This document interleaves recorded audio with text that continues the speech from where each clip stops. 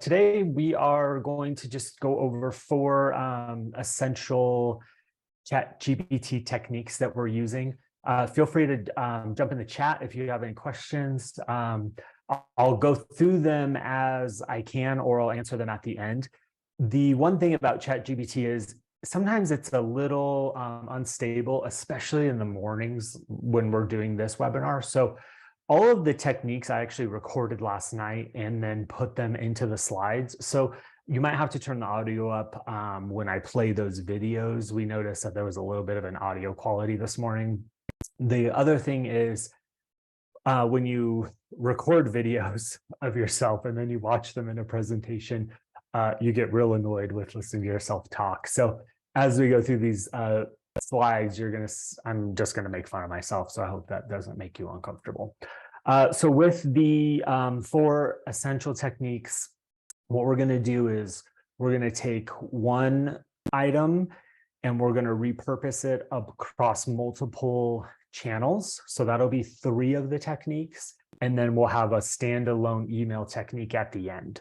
So let's go ahead and jump into it here.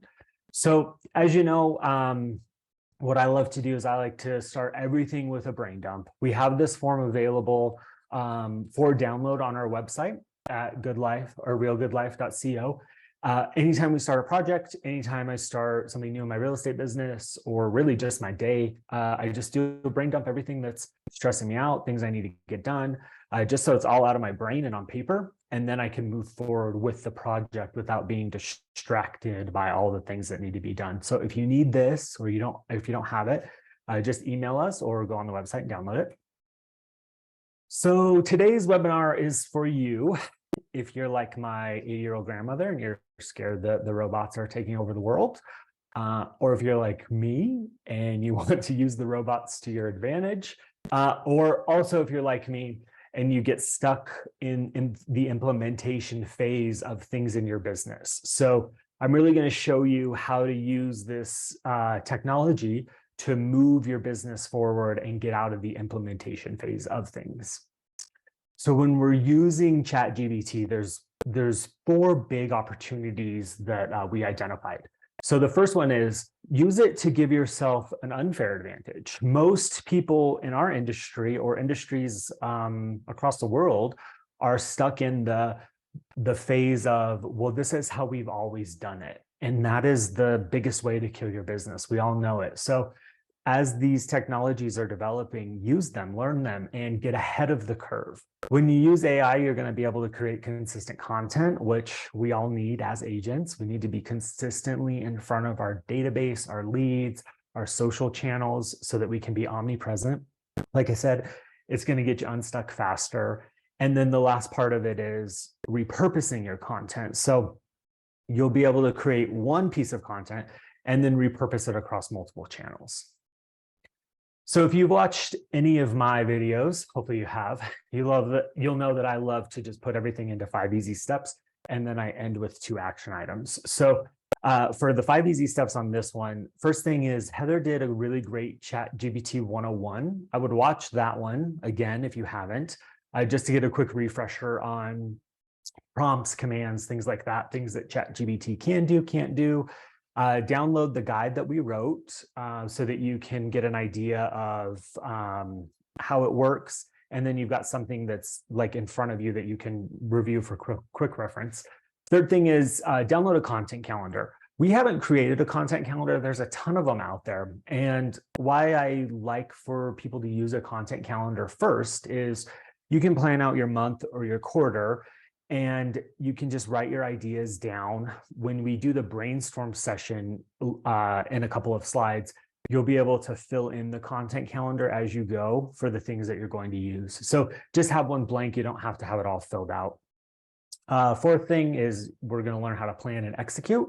And then the last thing is just ask for help. I put ChatGPT in parentheses because you're going to see that we just ask ChatGPT when we get stuck. We tell it that we need help, and it will walk us through exactly what we need to do. So there's really no reason other than ChatGPT being unstable sometimes that you can't get something pretty much done. What I'll say is that ChatGPT gives us 80 to 90% of the work. We just have to finish that last 10 or 20%, but it does all the heavy lifting so that you can stay in motion. So before we jump in, I'm going to tell you that ChatGPT is just like a teenager. And what I mean by that is it operates in the parameters that you set. So I'm going to, excuse me, I'm going to tell you a little bit of a story about how it operates like a teenager and then move into it. So when I was 16, my curfew was 11 p.m. And as I had some freedom, I would obviously test my boundaries. I would come home at 11:10, 11:15, 11:30, just to see what would happen, right? And so the parameter my parents gave me was 11 p.m. Well, eventually they were allowing me to test boundaries. So they weren't saying anything. They wanted to see what I was going to do. So one day I came home at like 2 in the morning because I could, because nobody said anything. So the next morning we're having breakfast, my mom, my dad, and my mom is in the kitchen and she's like, "Did you get home late last night?" And I go, "No." And she goes, "Are you sure?" And I go, "No, I didn't get home late last night." She was okay. And then, a couple minutes later, "Are you sure you didn't get home late last night?" And I go, "Nope, sure didn't." So then my dad comes in the kitchen. My mom tells my dad, "David says he didn't get home late last night." And he looks over at me, "You didn't get home late last night?" He asked me. And I go, "No, I sure didn't." And so we're having this exchange, and they're looking at each other. They're shooting each other the parent looks, and I'm sitting there like, "I sure didn't get home late last night." And I'm eating my breakfast, thinking that I'm smarter than everybody in the world. And so the situation is escalating, right? The parameter is, "Did you get home late last night?" And I say no. So eventually my dad is like, "Hey, cut the crap. David, did you get home late last night? Just tell the truth." And I go, "No, I didn't get home late last night." And he finally goes, "You got home at 2 in the morning. We heard you come home. What do you mean you didn't get home late last night?" And I go, "Yeah, I didn't get home late last night. I got home early this morning." And of course, that like blew up in my face and escalated things. But that's exactly how ChatGPT works. If you set a parameter of do this and this inside of X and Y, it's going to do exactly that. It's not going to give you more information or help you expand on the ideas. So you'll have to put in prompts, learn what you learn, and then ask it for more information, ask it to expand, give more details. So when you're going through the prompts and if you get frustrated, like I did when I very first learned how to use it, just to think of talking to your 15 or 16-year-old son like me, who is like, "Nope, sure didn't get home late, got home early." And that will help you get through it. So let's go ahead and move into the first thing that we like to do when we're creating content. So I like to tell ChatGPT, I like to do a brainstorm session first. So I'm going to show you a video on how I do a brainstorm session to pick a piece of content to write. So I'm going to say, "Give me 10 real estate topics that can be used in long and short form."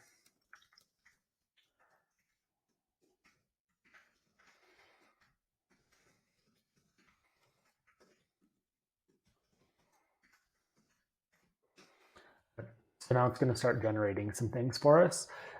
So pros and cons of buying versus renting, how to increase your home value before selling, top 10 features homebuyers want in 2023, impact of rates on the market, investing in commercial real estate. I don't really care about that. The role of real estate agents in the home buying process, how to stage your home, impact of climate change, taxes, investing. Okay, so from here, you can say, "Give me 10 more options," or if you didn't like any of those things, you could say, "Give me 10 ideas that pertain to my local market." I'm pretty happy with this. So what I did is I went ahead and went with option 3. So top 10 features homebuyers want in 2023. So 10 features. And then now I'm going to show you how we take that line and then move it into multiple forms of content.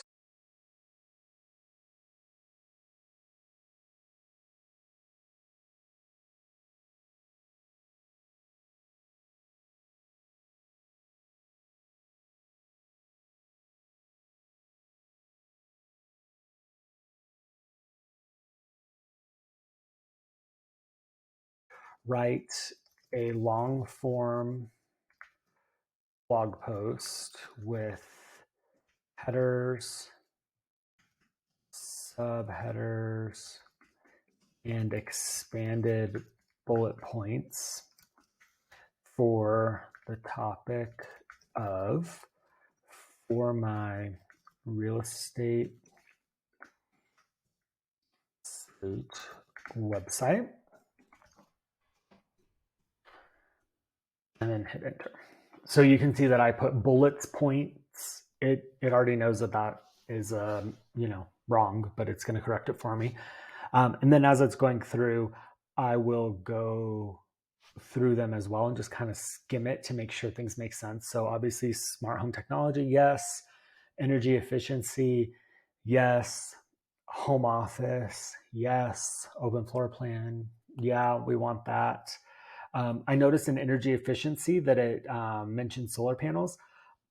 Solar panels always cause a problem for transactions in Denver, so I'm going to take that out when I post this. And then we've got outdoor space, storage space, security systems, flex spaces that it's going through, luxury features. Absolutely, we want luxury features, and then location.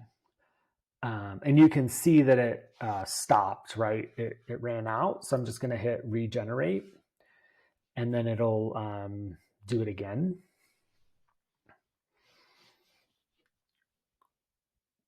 And it's going through it all. You see that it reformatted it. It didn't do bullet points. So we'll let it finish. And then I'm going to scroll back to the top and show you how you can go back to the old response that it gave you. So we'll just let it finish this out here quickly.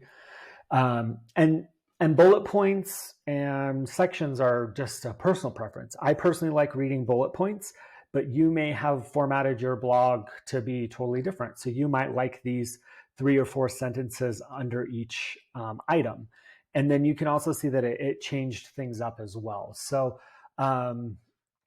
it's asking me for if the response is better, worse, or the same. I'm not going to answer that. I'm just going to click this little back button, and it's going to give me back what I asked it to regenerate.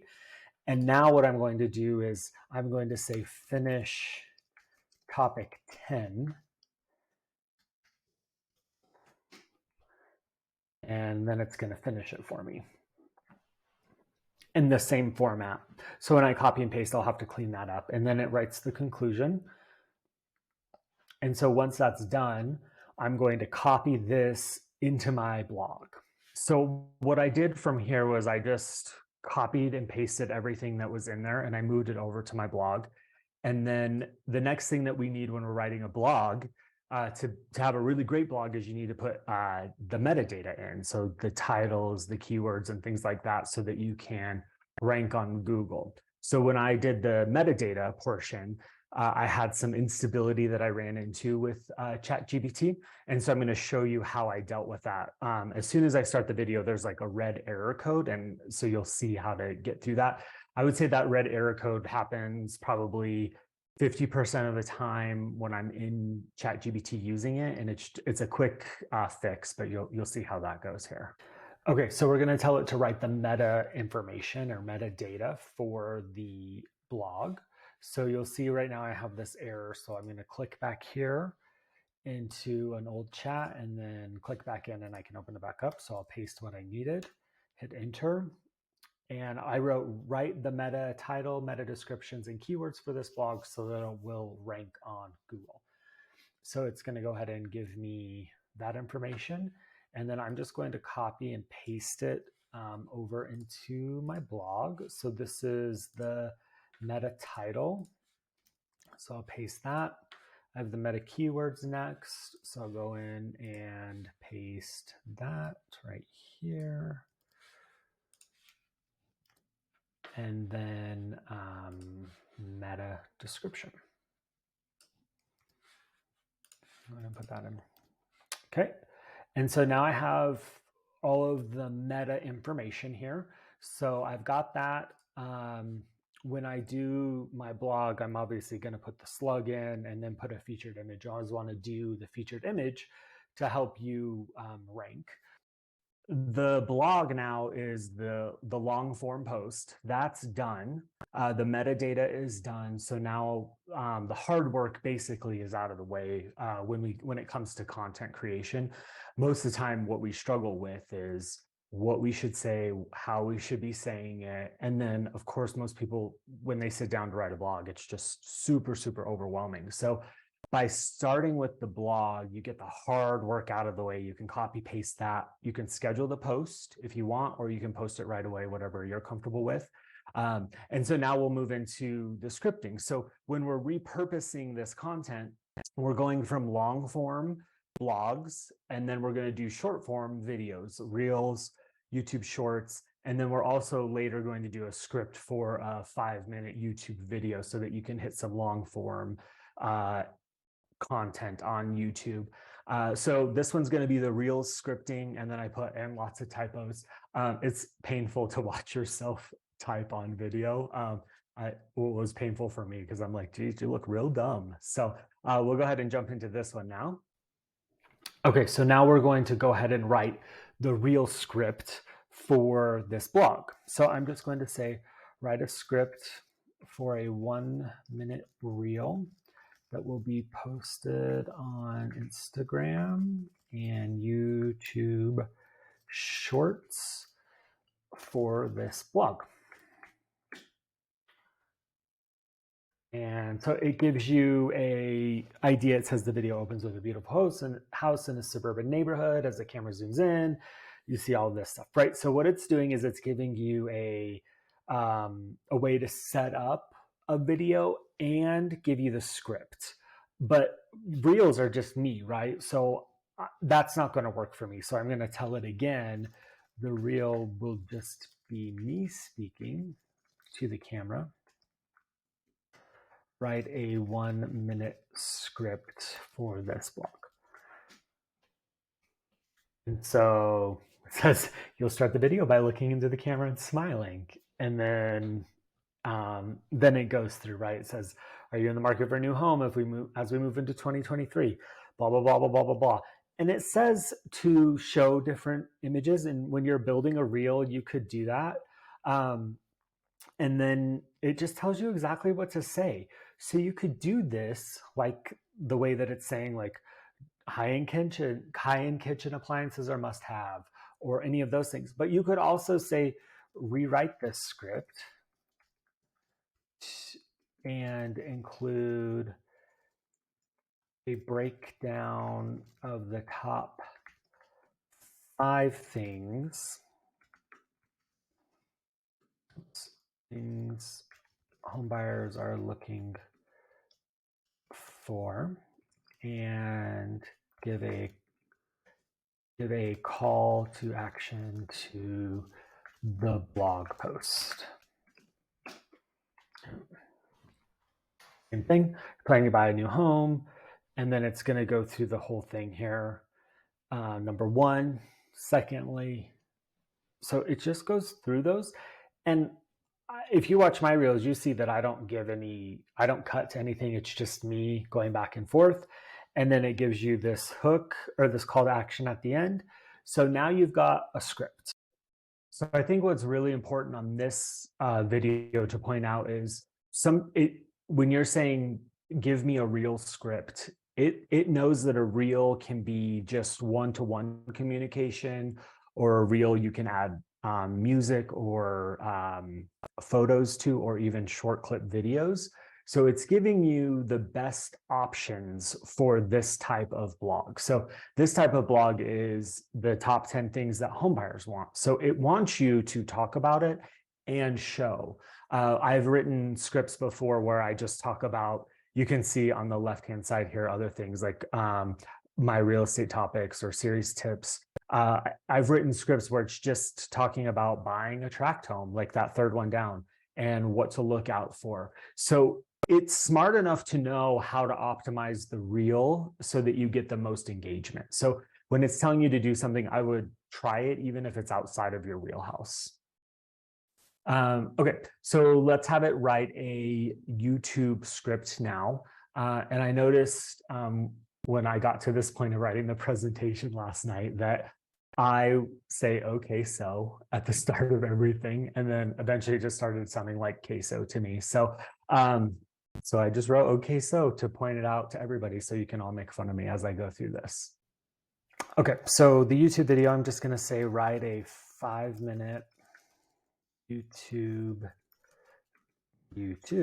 video script for this blog post. And so my experience while it writes this is that the script isn't quite 5 minutes or 6 minutes long. So once it writes it all, I'm going to tell it to expand on 3 topics. So we'll just randomly pick 3, 5, and 7, whatever those come up with. So we'll let it finish this up here as it expands this. So let it go.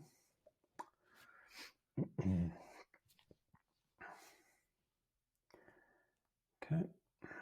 Location, it's finishing, writes the conclusion. There we go. And since it knows that it's YouTube, it puts in the script, don't forget to like and subscribe, which is awesome. It's a great reminder as you're doing your script. So let's go ahead and just say expand on topics 3, 5, and 7. So now it gives you a longer talking point without being overwhelming.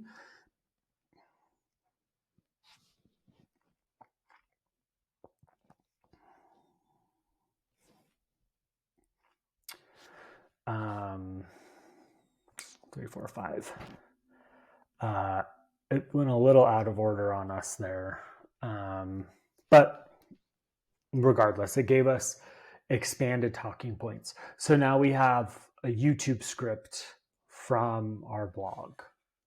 The other important thing that I think is good to consider here is when you're expanding topics, this one's not necessarily a great example because energy efficient windows, like I'm never going to talk about energy efficient windows, but when you have it expand a topic, if you're going to do a YouTube video with 5 or 6 talking points, and then you have it go in depth on 3 of them, you can then create those 3 and make them, reels or shorts that promote back to the long form content of the blog or the video. So instead of just thinking about one way to use, energy efficient windows, you can use it in 3 or 4 different mediums to really push content. Okay, so then once you've got your YouTube script written, the next thing that you're going to need is YouTube show notes so that you are ranking better on YouTube with your video. So we're going to tell it to write us the show notes. Okay, so now we have the YouTube script done. Now let's go ahead and have it write show notes. So we'll say write show notes for this YouTube script.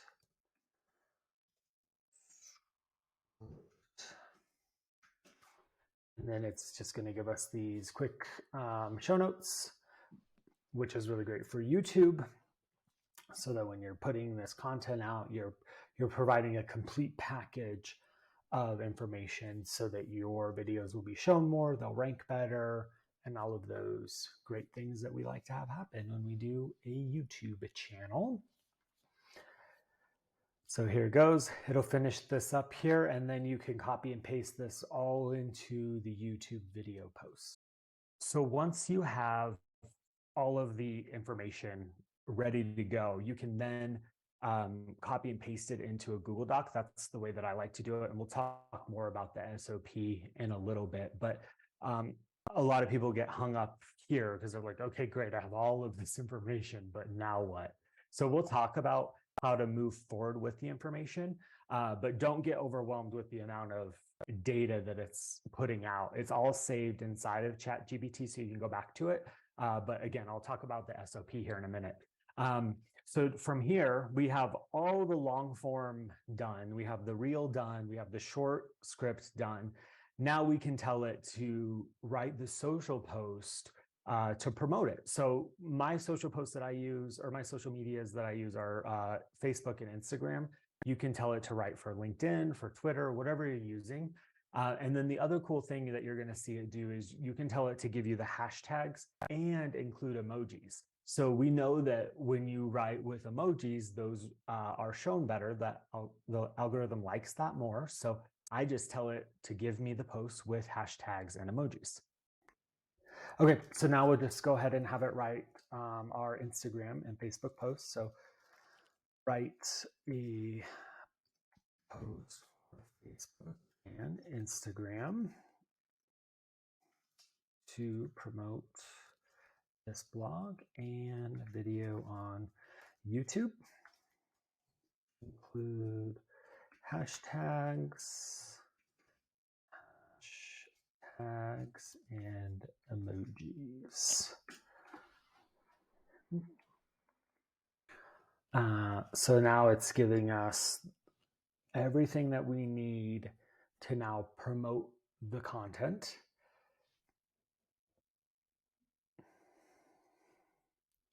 So now it's done.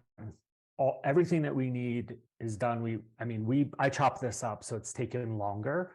But when you write out what you want it to do, you want a YouTube script, Reels, Shorts, and a Facebook post, you can get it all to generate pretty quickly, probably in under 15 minutes, where, a year ago, all of us on this call would have struggled to get one piece of content churned out without hiring an agency or something like that. So you can see how just having it brainstorm, picking a topic, and then following the SOP, you'll be able to create content much faster.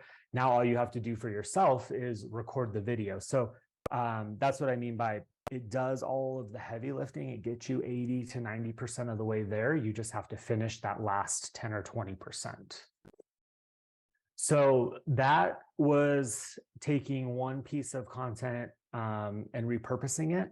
Now I want to show you what I do to create a market update that's super easy and really great for your clients to get. So what you're going to see me do here is take just raw data from MLS, copy and paste it into the chat, and then tell it to write a market update. When you copy and paste out of a spreadsheet or any sort of data, ChatGPT understands that it's a set of data. You don't have to download a spreadsheet, upload it, or anything. It's just straight copy and paste. And you can have it do any sort of market set of data as long as the headers are included when you copy and paste out of the spreadsheet. So as agents, we could talk about days on market, median list price, close price to sale price ratio, things like that. All I did in my example is just did an average sales price over 10 years. And then I told it to write a market update. So I'm going to show you how I did it, but what you're not going to see in the video is how I worked through MLS to get the data, because everybody's MLS is different. So you'll just see me starting with the data set and then moving it into ChatGPT. Okay, so I have all the data right here. You can see it starts in 2013 in January, and it's two sections basically, and goes to 2023 of March, and it has the average closed price. So what I'm going to do is I'm just going to copy this information, just the data. I don't need to export it or anything. So I've copied it, and I'm going to come over here, and I'm going to tell ChatGPT to write a market update email that I can send to my database. So write a market update email based on this data that I can email to my real estate client database. Make it around 500 words. I'm going to paste it. So all the data is just pasted in there raw. I didn't do anything with the formatting, and I just hit enter. So now it's just going to write the whole email out for me. And it's pulling information, right? According to the data that we've pulled in the first few months of 2023, here's our average prices from January, February, and March. And then it's going to go down and break some information down, but it's not overwhelming. And I might change this, like it says, despite the ongoing pandemic, the market has remained strong with low interest rates. That's not really true anymore. So I might change that, but it's just because ChatGPT only has data up until 2021. So Maya asked why 500 words is that the average length of an email? So I like 500 words because most emails are scrolled on your phone. So I want the bulk of the data to be able to be seen in one scroll before they delete it. Some people will tell it to do 1,000 words. 500 is just what I've found that I like. The other part of writing this information like this is, like I said, it only has data through 2021. So you have to read what it's saying because we're not in a low interest rate environment anymore.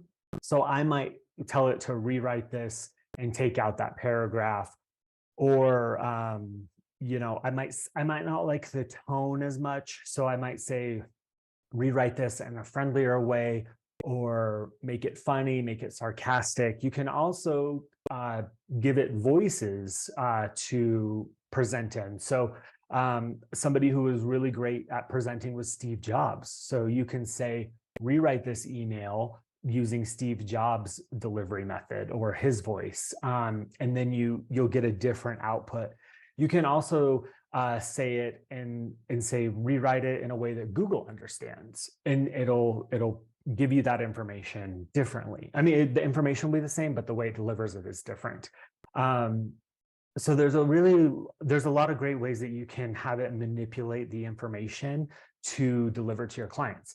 The other reason why this is so cool is because if you're following us at The Good Life, you know that we really want agents to move out of a salesperson position and more into a consultant role. When you're selling, you're saying the market's hot or average prices are up.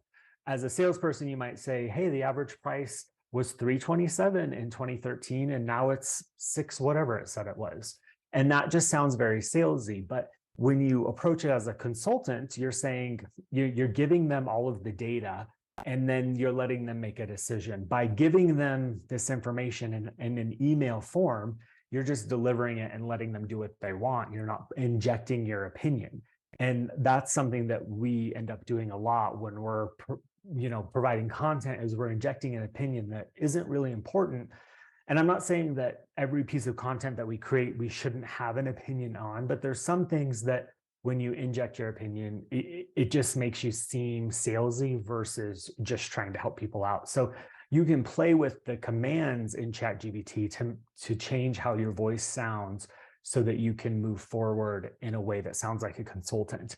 The other things that I've had it do that I haven't demonstrated here, I've had it write emails. There was a client that I didn't want to work with, and my communication style is very direct, and sometimes it comes off as rude, and that's not my intention, but I'm just very much like, get to the point and move on. So I had to soften that approach because I didn't want to sound like a jerk. I just didn't want to work with that person. So I had it write an email, and I put in the command, write me an email to decline working with this client because we're not in alignment on expectations. And it, wrote a 4-paragraph email, and it was great. It was received well, and I didn't have to do anything. It was much nicer than what I would have ever written in an email or a text. So there's so many things that you can do when you're writing emails, and you can keep giving it new commands until it massages or finesses to something that you like. So that's the end of like the demonstration portion of this. So let's talk about other bright ideas that we have that some agents are using, some people are using, some aren't. So property descriptions, a lot of people are using AI now to write descriptions. I know when I list a house, the part that I hate the most is writing the description. So I was paying a copywriter to write it, and I'm pretty sure they were using AI before it became as mainstream as it is. When you're writing the description, I would tell you to write it 2 ways. The first way, when you put it in ChatGPT, is just give it the information that you want it to include, like bedroom count, bathroom count, upgrades, location. Don't include the property address, because when you put the property address, it has access to the information that's available online through Zillow or county records. So step one is have it write the description without knowing what property it is. And then step two is rewrite the description, including all this information, and here's the property address, and have it do it again. So then you can see the two different variations that it writes when it has access to the exact house that you're writing about versus general. And then you can combine those to get the description that makes you and your clients happy. The second thing for Bright Ideas is having it write the SOPs. So what we've done is when we're creating this content, we would end up with that really long chat of the YouTube script, the reel script, the blog, the metadata, all of that. And then you're scrolling back through trying to figure out what you need out of it. So after we had it do all that, we just said, write an SOP on how to implement this data into our real estate business. And then it would break it down. I could copy that information, put it in a Google Doc. And then I use that Google Doc to make sure I get all the prompts, make sure I get all the data that I need. I can copy and paste it into the document. And then I can include the links to my videos, my shorts and my long form video, so that my VA can edit them, implement, post, and they've got all the information. So ChatGPT gave me all the information, but then it told me how to relay the information to the people on the team to make sure everything gets out into the public's eye. Third thing that you could have it do is write workflows. If you're using automation software like Zapier and you're getting stuck connecting like a Google Sheet or a Facebook lead and getting it into your CRM, and so you're going to use Zapier to connect them, but you can't quite get the steps, just go into ChatGPT and say, write me the Zapier steps I need to get information from a Google Sheet into my CRM, and put the name of the CRM you're using, and it will give you step by step by step. So there's so many things that it already knows. It has access to the data. And so instead of calling tech support for help and being stuck on the phone for 45 minutes trying to get through something simple, I go to ChatGPT first if I can't figure it out off of, just Googling it or through a help center. Next thing that I'm using it for are what's next emails. So a big push in my business for the last 6 months is being ahead of communication with my clients. Instead of saying, okay, here's what's happening today, I'm trying to say, okay, here's what to expect next week. And so I wrote the first version of all of my emails in ChatGPT, and then I explained to ChatGPT that I'm trying to explain to clients what's happening in the future. And then also I wanted it to include calls to action to remind them to refer people to me, but in a soft way.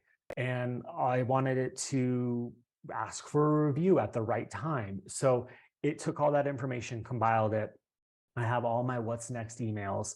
Now I had to change some of it. It doesn't know everything. So that's, again, it gets you 80–90% of the way there. And then you do the last 10 to 20%, but it's going to write it in the tone that you tell it. So if you want it to be casual, professional, witty, funny, all of those things it'll do.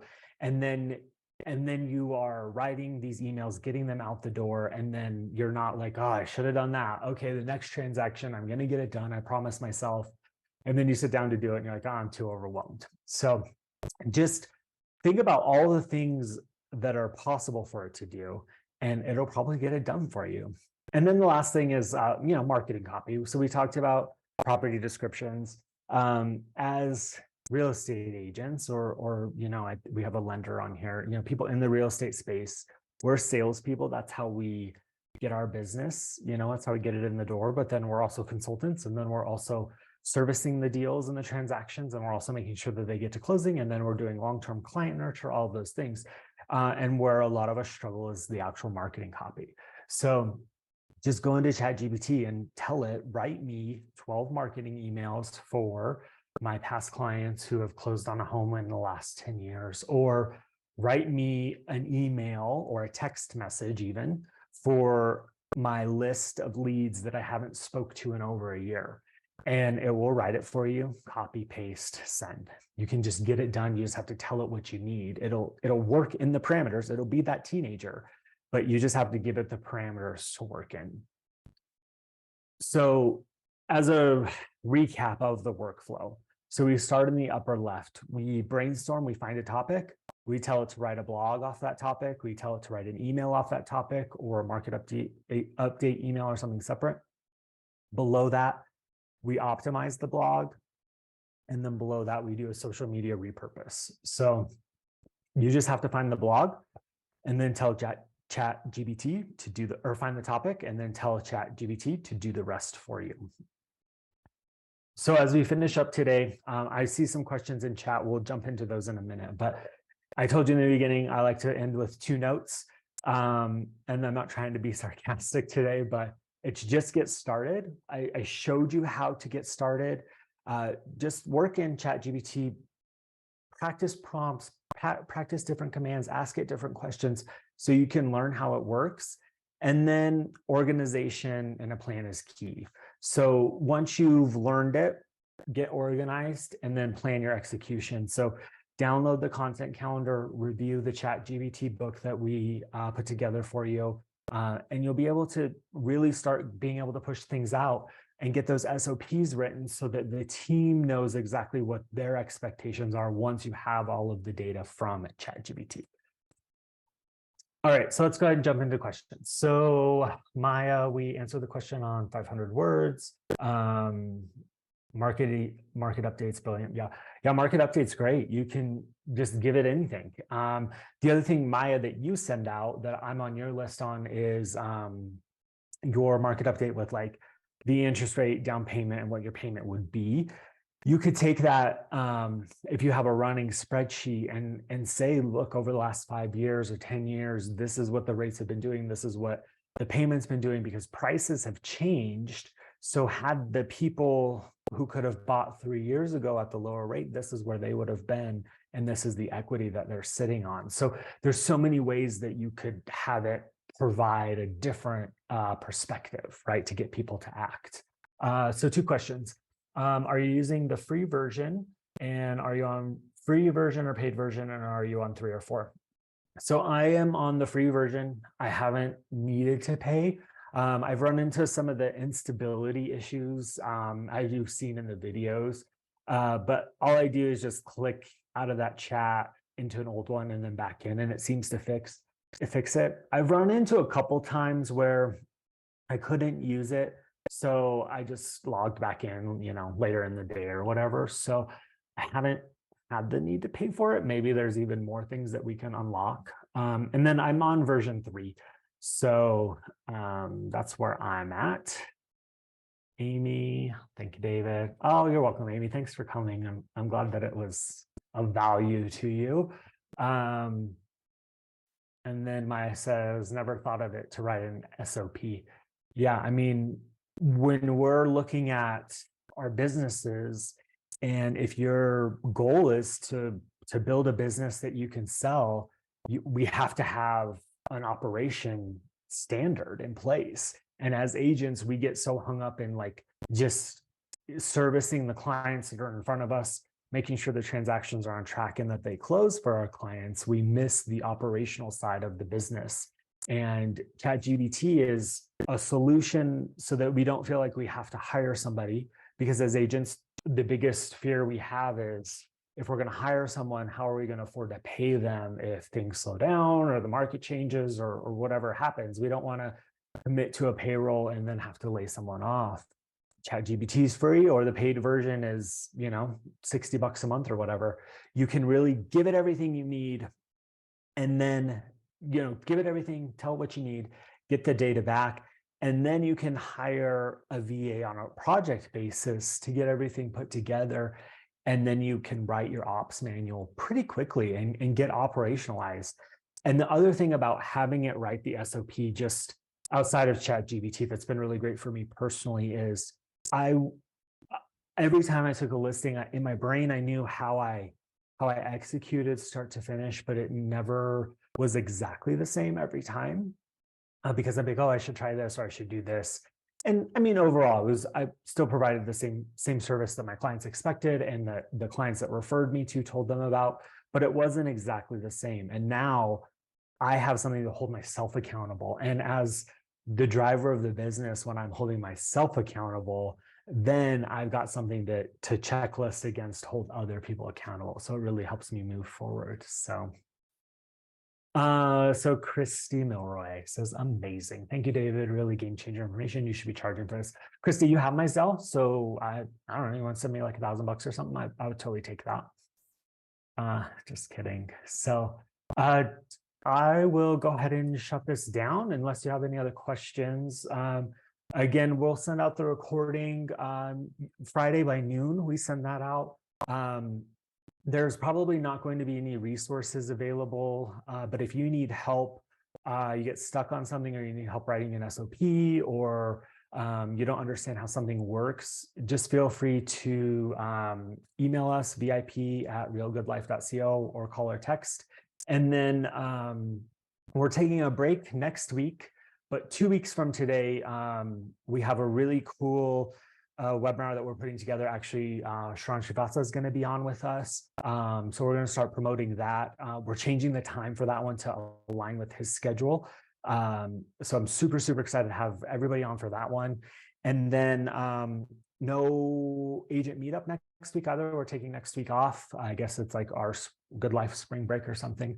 But we'll be back in May with 4 more webinars, 2 happy hours, Denver, San Diego, and then 2 coffee meetups in Denver and San Diego. So if you need anything in the meantime, we'll be here. But thanks everyone for being here. Have a great day.